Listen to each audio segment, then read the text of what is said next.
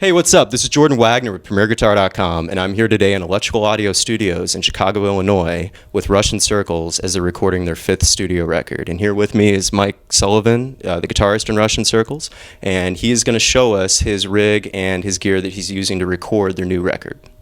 So do you want to go ahead and start us off with your amps over here? Sure. The main amp I've used so far, live and also in the studio, is this Varellin Laux. It's loosely similar to kind of a high watt vibe.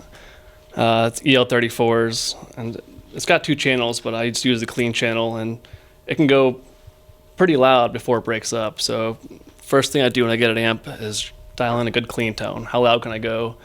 And then use that as a foundation to start stacking the piles up on top of there for distortion and whatnot. But yeah, it's just a great, clean, overall clean, loud amp, you know. So it's very dark too, so it ends up the bass will be insanely low. I'll feel insecure about it, how low the knob is, but it's just a naturally really dark amp. Okay. You're compensating for the low end with the meat smoke over here, right? Yeah, the meat smoke is 300 watts, powered by 6550s, so it's kind of a bass amp more so than a guitar amp, but again, it's also a very, very dark tonally amp, so it actually can go a lot louder in nature of, being 300 watts and whatnot. But yeah, tonally a lot different than the Laux. In studio, I find myself using the Laux more often, but live, the meat smoke all the time. The meat smoke and Laux are the 2 main amps when playing live. Cool. And you're running them through these 2 Emperor 412s right now. Can you tell us a little bit more about Emperor? Yeah, Emperor are some good folks here in Chicago that started making amps a few years ago, and they're good about hooking up the buddies of theirs, and anybody who's in a band, they seem to take care of. So they're connected with the Weber folks making speakers. So I have a pair of 80-watt Webers in each of these. And yeah, Emperor has been there since we started, and they kind of helped us out from the ground up. So yeah, we're happy to use their stuff. It sounds great. So I actually have an Emperor head that we've been using on and off too. It's a prototype, voice similar to high watt also, where it's dark, but you can still dial in a lot of usable bright tones as well. So you have some additional amps here that you're also using in the studio to add some additional textures. So you have a Tweed Fender Pro Junior, and you have this old Fender Bassman here. And can you give us a little bit more detail on what these are basically adding to your tone? It's basically a matter of necessity. A lot of the amps were really great sounding, but they all had that dark 412 powered by a loud 100-watt head or so. And at a certain point, it's just canceling each other out, So we needed a different tone, something a little bit brighter. And the Pro Junior fit the bill perfectly, actually. I was shocked by it. Every track, which track is that? Turn that up. Oh, it's a Pro Junior. Son of a bitch, that thing sounds all right.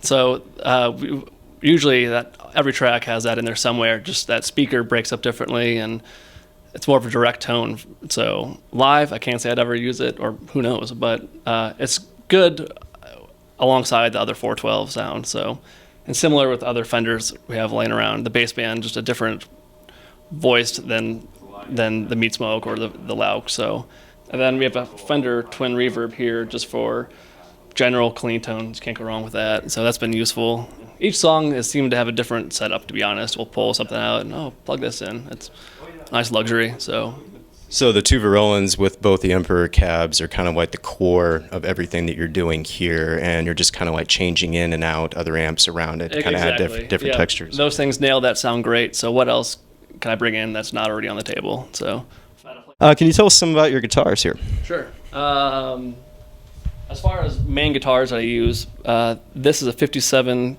Les Paul reissue. I love the neck. It's a huge baseball bat of a neck, and that's my new comfortable go-to for guitars. I've had some injuries in the past where a flat neck, I just can't play anymore. All of a sudden, pain starts shooting up my arm. So it's half a matter of necessity, actually, but I love them. It's got sustain for days, all that stuff, and I love the weight. The ebony helps for when you have a lot of distortion. It really cuts through, articulates the notes still. So, and they're different pickups than the stock ones, right? Yeah. For better or for worse, I've settled on the Gibson Dirty Fingers, which works great for my application. It's just a really loud, bassy, mid-rangey pickup. It's not too brittle, shockingly, so I was surprised how well it worked. I dropped it in there, so I've been pleased with that. It cleans up nicely too, which I was also surprised by. And the neck is a 498 treble pickup. And the idea with that was just to kind of give a little more brightness in mids, because it's a neck pickup and it's all mahogany guitar, so I'm going to try to brighten it up a little bit. And it's good. It's a loud pickup, but it works, as its purpose. And you do some other custom modifications to your guitars as well, because you don't like shiny finishes, so you take some sort of a abrasive pad to the finish to kind of give it this satin feel and look to it. Yeah, I like it to be as dull as I am. That's the idea. For some reason, I'm never a fan of really bright guitars, so I just kind of like, let's take that luster out a little bit, and just an aesthetic thing, I suppose. But it's all part of the overall comfort, And you just added this flying V to your collection recently, right? Yeah, it's something different. I've always loved Vs, and that's a '67 reissue, and every guitar player should have a whammy bar at some point, I suppose. So here we go. It's a cool guitar. It's got a great neck. It's a lot thinner, like, as far as the width of the fretboard, I should say, but still a rather fat neck, and it sounds different. It's a very dark guitar, nature of it being all mahogany and rosewood fretboard, but it's cool. I love it. It's one of the most comfortable guitars. I'm at home, I pick that up, and it's only weighs 6.5 pounds, which is a total difference to the Les Paul. So occasionally that's a good guitar to go for. But yeah, I'm having fun with that one. Does it have the same pickup configuration as the Les Paul? Similar. It has a dirty fingers in the bridge, and I believe it's a 57 Classic in the neck. Okay, cool. And then here we have one of your other main Les Pauls. It's a black 57 Custom, correct? Yeah. With this new record, we've started using different tunings that we haven't used before, so it's good to have different guitars, different gauges, and all that. So this one's typically for lower tunings, and same pickups otherwise, other than the neck pickup has the 490 rhythm. So this guy's buddy ended up being in that pickup, and it works out well for some reason. So that with dirty fingers satisfies my needs. So yeah, I love, again, that black guitar and this red Les Paul are the best guitars I've ever owned. And I had an old Les Paul custom that I used for all distortion for the first few records, and the neck ended up giving me issues with hand pain, so I just bought a similar one with a fatter neck, and I couldn't be happier. So all the other guitars have been sold and moved on, so I'm happy with these Les Pauls. And you just got a new custom ordered Fano in, right? Yeah, I'm really happy with that. I just got that about a month ago or so. I used to play a Jazzmaster often for overdubs and for certain songs live, which was great, but it wasn't the highest quality of Jazzmaster, to say the least. And this was just bought to kind of fill that void, and a better version of that. And I couldn't be happier. It's got a shorter scale, more of a Gibson-type feel, a really fat neck, surprisingly. Lawler pickups, which I'm surprised by. I never played them until this guitar, and I was shocked how clear they are, how loud they are too, for being, original P90s kind of tone. But yeah, I'm impressed by those, and yeah, it's a great guitar. I had a few custom things as far as I like black guitars, and I like certain binding in the body, not the neck, with that one. And yeah, I'm surprised how comfortable it is for a new guitar. It feels great. All of these guitars have had their control knobs replaced with a very specific type of control knob. What was your reasoning behind that? When I play live, I have disgusting, sweaty, gross, clammy, cold hands. And to combat that, you need some sort of grip on the knob. So that's just an easy way. I can just tell where I am, easily reach down, move the tone, adjust the volume. And tone is incredibly useful, that knob, for dialing back a little, if it's a little bit too bright. But more importantly, I use it for feedback. Without that tone, feedback would be a lot more difficult to control. So yeah, and the line helps you tell right where you are. So it's a convenience thing for me, but now I'm addicted to those knobs. So. And here we got your pedal board here, which is pretty expansive. I know you've been changing things in and out since you've been in the studio, but there is a lot on here that's basically kind of the core of what you use live. Can you start off by describing what is your basic core live components of this board, and then kind of expand upon that from what you've been adding and using in the studio? Sure. Well, what we see here is a lot of dirt pedals, I'm realizing. This is more for a recording setup, but so typically I have an amp set up pretty loud to a clean, barely break up. And so I don't mess with the delay settings and all that. I don't change channels on the amp. So I'm recently using these two Mesa pedals, the tone burst and the flux drive together at the same time, using a little looper to turn them on and off. And I couldn't be happier as far as trying to get a tone that matches almost a second channel of an amp. It doesn't just sound like a few fuzz pedals smashed in the front end, you know. For some reason, they did a great job filling that void that other dirt pedals didn't really sound like another channel. So those are usually my go-to for conventional overdrive tone. But on a similar note, this BB preamp, the Andy Timmons model, that kind of changed my whole thought, I guess, on distortion, because that's got such clear articulation and made me reassess the distorted tone. So it's a different tone than the Mesa pedals, but it has its application for sure. So I like that pedal a lot. And the Secret Freak, I have that kind of towards the beginning. That's a great mid-range boost. So you step on that. I already have enough gain and crap going on, but that kind of helps sound like more distortion, even though it's not all that much. It just gives it a little more mid-range boost, and that's pretty effective, actually. I like that. It's a fuzz factory that some friends at Zavex painted a hockey rink on there. Even if that thing sounds great, even if it sounded like crap, I'll still put it in there because it has a hockey rink on it. But that's a great pedal just for out-of-control fuzz. It blends well with other pedals, but that's really a good go-to pedal for over-the-top fuzz sounds. I picked up a few Strymon effects. I used to always use a Deluxe Memory Man. I've used them for years, but just a few months ago I picked this up, and it's a much cleaner kind of sound to it. It doesn't have as much noise and hiss. I still love Memory Man, but this has similar use, but not as temperamental, I suppose.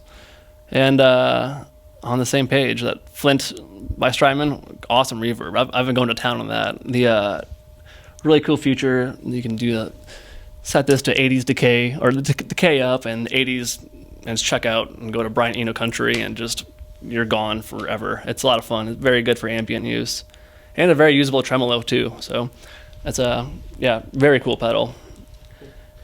And you're splitting these out from that Maxon CS9 chorus? Yeah, this is kind of a studio only kind of operation. I usually have like a couple 412s going through the pedal chain, and then this will split here and go to like a drier signal, go to one of the Fender amps.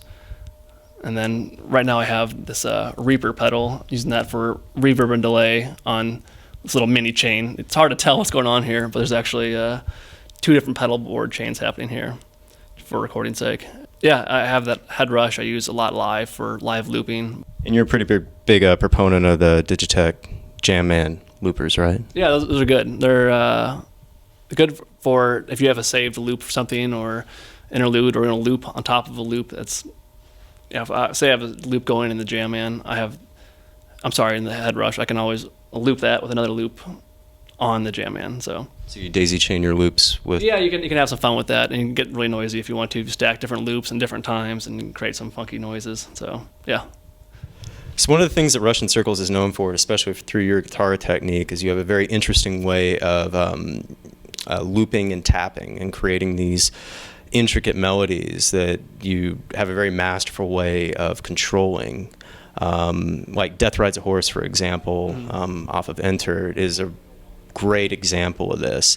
What kind of led to that sort of technique that you developed? Because it's very distinctive, and it's not really like in the classical like 80s shred sense of tapping. Yeah, I could never pull that off all the way, so I had to find another way to do that, find a niche. I always loved Metallica and Van Halen and all that back in the day, so I was always a fan of... Well, Van Halen sounded like the future to me, always. No matter what year it was, he was 10 years ahead of me, or in my headspace. Like, this is music from a different planet. So, and it's always in a classical kind of note choice, with where he came from. And then it just got kind of bastardized by watered down copy, stuff. And people did cool stuff with it, but it's fun to deviate from the norm and kind of don't play the safe pentatonic notes and just reach for different notes that still you want to hear in your head. People often get caught in just doing like the... or whatever, that kind of variation. But I became a fan of just kind of playing a chord progression with your left hand and then moving that around. I'll just play like Death Rides a Horse. That's kind of using left hand for progression, and the right hand kind of pulls out the melody out of those chords. So.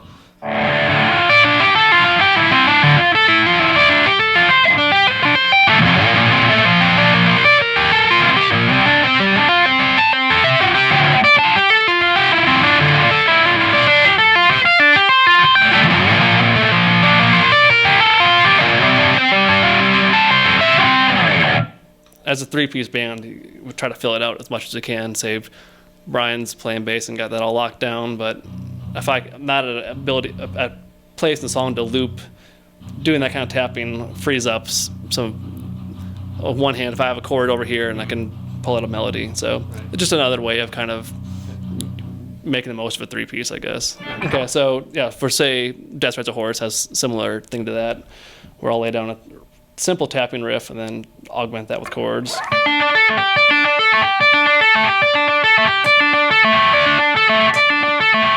And so that crap's happening, so that's a simple loop that I can throw other chords on it.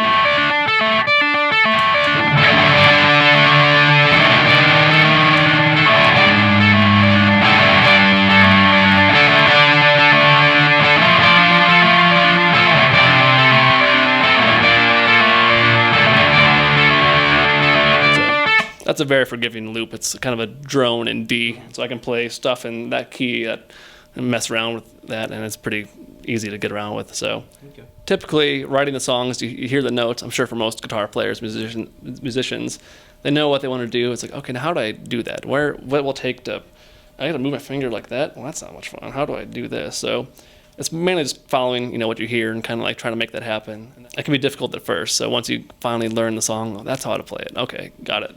So it's just a matter of getting the muscle memory down and learning the song, because sometimes it's not the most conventional way of playing, so you just got to realign your brain. If fingers are going, it's no different than a pianist, I suppose. They got different things, taking care of your bass up here, or treble up here to kind of lead. So, can you show us a little bit of a carpe off your first record? Mm-hmm.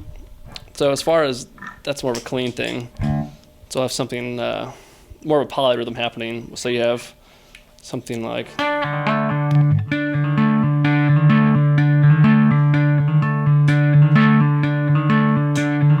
So you have that kind of going in the background.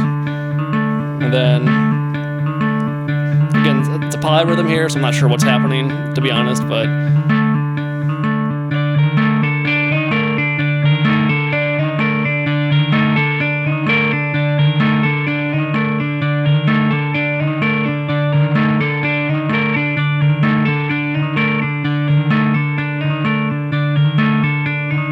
So two pretty simple things happening there, but at the same time it creates a weird kind of interesting rhythmic thing happening there. So that's another thing of just having bandmates say, play that apart, and okay, let's try that, and just multiple brains coming together and working on stuff. So it's not just the same old, oh, here's the tapping part, great. That's when tapping can be a nightmare, so so much crap out there, and not that I'm doing anything special by any means, but yeah. God bless bandmates for editing their band members. I'll say that. And now we have Brian Cook, the bassist in Russian Circles, who is going to run through his studio and live rig with us right now. You want to go ahead and start with your amp rig right here? Sure. Yeah. Well, I got a 8x10 Ampeg SVT cabinet. Bought this in I think '97, so it's been through quite a bit of touring. And this is the 8x10 that was on all the Botch records and all the stuff you did for These Arms Are Snakes, right? Yep, same cabinet. I've always had this one. Some of the early Russian Circles stuff, I was actually using an Emperor setup because I still had this out in Seattle. But when Snakes were finished, I shipped this out so I can have my preferred 810. And I usually run that in conjunction with Varellin Meat Smoke. Varellin being out of Seattle, made by our friend Ben Varellin. Usually when I play live at this point, I also use the SVT3 in conjunction with an Emperor 412, although the 412 and the SVT3 are just just for stage volume and not in the house mix. So it's just a way of having a little more speaker action on stage. And what is it about the Varroa Meat Smoke that drew you to it tonally? It was loud, and it had a nice, sort of tube warm sound. The warm tube thing that you always hear people talking about.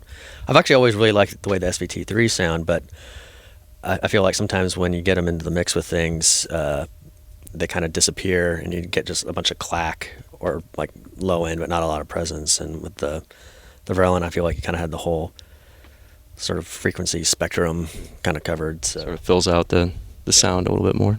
We've got your pedals set up, which is pretty expansive.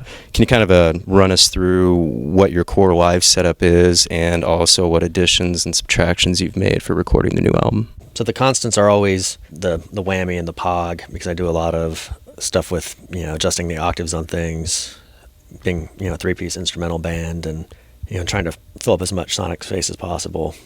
I actually just started adding this to the live show. This is a Big Bottom. It's made by a guy in Brisbane. I run my distortion through it, and it keeps all the low end clean, and you can sort of adjust the amount of effect and the amount of low end. I use that with a Fuzzrocious OC Demon, which is kind of like a full tone OCD, as well as a Fuzzrocious Rat Tail pedal, which is kind of like a old vintage Rat, but with a few additional little perks on it.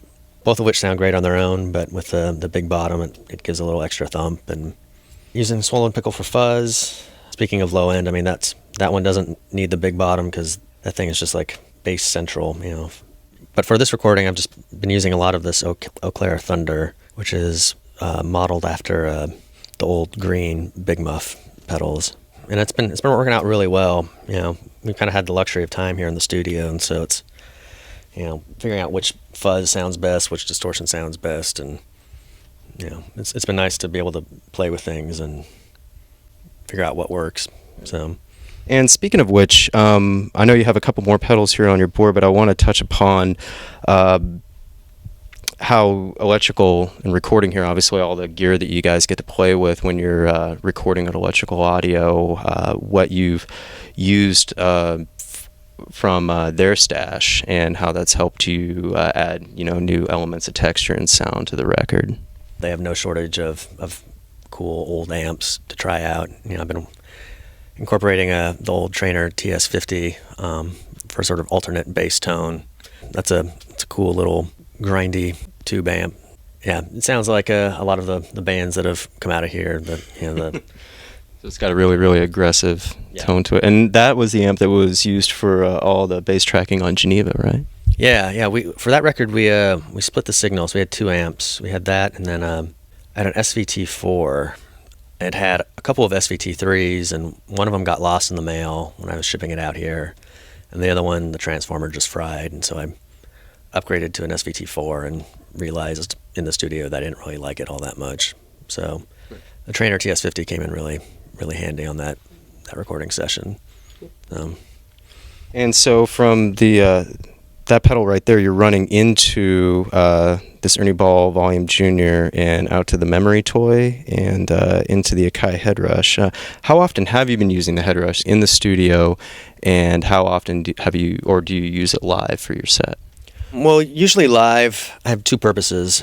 When I can, I really like the tape echo simulator on there, and that's kind of my primary delay that I use. Looping, there's a bit of looping live, particularly when we're sort of bridging between songs, and we'll build little loops and tiny short songs out of them in lieu of us talking or engaging with the audience. So, I use it for looping basically on every song for that reason. But, really primarily I just love the tape echo function on it. There's also these really awesome looking little pedals here that look like they're running on watch batteries. Can you give us a little detail on them? Yeah, that's a company called Tone Butcher out of I think they're out of maybe Costa Mesa. So they're out of Southern California, and it's just a weird little sort of hobby this guy down there does, and he's not even really specifically guitar oriented. He's almost more of a noise sort of circuit bending kind of noise-nick dude. So, but they're great fuzzes, great little filters and whatnot, and Yeah, they just get really crazy tones. They oscillate pretty easily, right? Yeah, and that's kind of the thing that I really like about them. We used it a lot on Empros just because you could get them to do these sort of weird pitch shifty arpeggios if you dial them in right. You could even we were getting it to a point where it was making a scale that was falling in line with the song. And I don't know, I loved it for that. It's a little hard to get it dialed in perfectly for a live set, but... So what's the difference between the three tonally? I mean, obviously they will all look a little bit different from one another. I can kind of walk you through what each one is. This was just a thing called the Pocket Puss, and it runs on a watch battery. And it's a fuzz, and it's a really kind of distinctive, really compressed fuzz. Based on sort of how you have it set, it'll do the sort of weird arpeggiating, pitch shifting thing I mentioned. It's really a really trashy sounding fuzz, and yeah, it's maybe not like the most practical fuzz to have as like your sort of primary driving force, but I've used it a lot on this record we're working on just because it has just like a crazy texture that I don't know of any other fuzzes that really kind of come close to it. And then this one works in conjunction with it. I believe this is called the Wee-Wah, and it's kind of just like a weird filter thing. I think it was supposed to sort of emulate like an auto-wah type of thing, but it almost sort of works in the reverse, where it kind of starts with the high end and pulls it back into the low end function. So it ramps down. Yeah, and this is like a weird. It's like a ring modulator, and then also he attached a little oscillator on it, so you can. It's kind of two independent things. Although I guess you could run this into the ring modulator if you wanted to, but you have three little parameters that you can work with, and volume, and it's just a little tone generator. Yeah, this is a fun one to dial in. Again, when it's used in conjunction with those, they play very well together. And then actually this one I use live all the time. This is sort of one of their larger scale ones, and this is a Blue Whale. And again, it's a fuzz, but also has a tremolo function that you can engage. And this one runs on a standard battery, obviously. Yeah, it oscillates in a really cool way, and you can just turn one knob and write these little melodies with it, just based off of the feedback. What's the company that makes it again? This is Tone Butcher as well. And we have a Dwarfcraft pitch grinder over here. I know you're a pretty big fan of that one. Yeah, that's another exciting one. That one takes up a lot of real estate, obviously, on the pedal boards, but this is like an arpeggiator, like pitch shifter thing. The Psalms I've been using live quite a bit, and it's just a pedal with 3 oscillators built into it and a little joystick to adjust one of them. And so it's just a noise generator. You can dial in some pretty cool droney stuff with it. So I've been using that for interludes and whatnot. And can you tell us a little bit more about the Verroen? Yeah, it's a great fuzz. It kind of reminds me of like the old Super Fuzz pedals. Nice, thick, defined fuzz. Great pedal. Again, been using it on the record. So I kind of just cycle through pedals here in the studio, finding out which one works best for each part. So it's gonna be tough when I have to actually have one pedal board and figure out how to replicate it all live. Yeah, take it out on the road. So we got one more Fuzzrocious pedal at Ram the Man Parts here. Yeah, Ryan at Fuzzrocious at some point learned the botch song "Man the Ramparts" was our code name for it was Ram the Man Parts, and I guess he thought that was pretty amusing, so he decided to name a pedal after it. Yeah, it's a really cool sort of gated overdrive. It's kind of I don't know if it's necessarily overdrive or fuzz. Borderline between the two. Yeah, kind of depending on how you have it dialed in, it does different things. But yeah, really cool sounding pedal. And then we have this beast over here, the Moog Taurus. We picked it up after we did the Empress record because we got a little too overambitious on the overdubs and realized we either needed to have like an extra player on stage or we needed an extra set of appendages to take care of root notes. And yeah, it's worked out really well just because with there just being me and Mike covering the melodies and having so many layers, it'd be tempting to try and fit it in all the time and overuse it. So I kind of made a point of, you know, trying to hold off on how much I use it, but but it just winds up working out. So here we got your main bass, which is an old vintage Gibson Ripper. Can you give us any extra detail about it? I can't tell you what year it is because I don't know. I've been trying to figure it out for a while, and there's been so much variation in like the serial numbers and whatnot with the old Gibson basses. So it plays nice. It sounds good. It sounds great. That's all that really matters. Yeah, exactly. Owned a Grabber for years. I bought back in the late 90s and toured with forever, but the pickups corroded out on it, and the neck was pretty warped. It was hard to play. So, I kind of went through a series of other basses. I had one of the new Grabber reissues for a while, but the pickup sound was pretty different, a lot darker, not as much high-end definition in it. And I was playing a first act Delgado for a long time, which I actually really liked, but I missed Gibsons, so I got this one off of a friend for a good deal, and I've been enjoying that. And then we have a custom-made first act baritone. Yeah. They'd offered to make me a custom bass, but I already had one of their Delgado basses, and I liked that a lot. Yeah, it just kind of seemed like it would make sense to have something in between the guitar and bass range, so we used it a little bit on the Empress record, and we used it on Skipple and a couple other tiny overdub spots, but it's been in heavy use on this record. Some detail on the inlays, which are really awesome. Yeah, well, I figured while I was going custom, I might as well do something kind of outlandish. I figured since it's a baritone, I'd put a couple of bears in the inlays. So I also figured it'll help prevent theft. So no one's gonna want to steal a guitar with a bunch of fat naked dudes on it. What tuning do you put your baritone in? Just B standard. Yeah, Mike's been doing a lot of stuff on this record in some weird drop B tuning, but I'm just so used to playing in standard tunings that I wanted to kind of keep it simple, and that's sort of where I'm most comfortable with. So thanks a lot, Brian. Appreciate your time. Looking forward to hearing the new record. The new Russian Circles release will be out this fall. And to check out more videos like this, subscribe to the PremierGuitar.com YouTube channel. Again, this is Jordan Wagner, and you're watching PremierGuitar.com.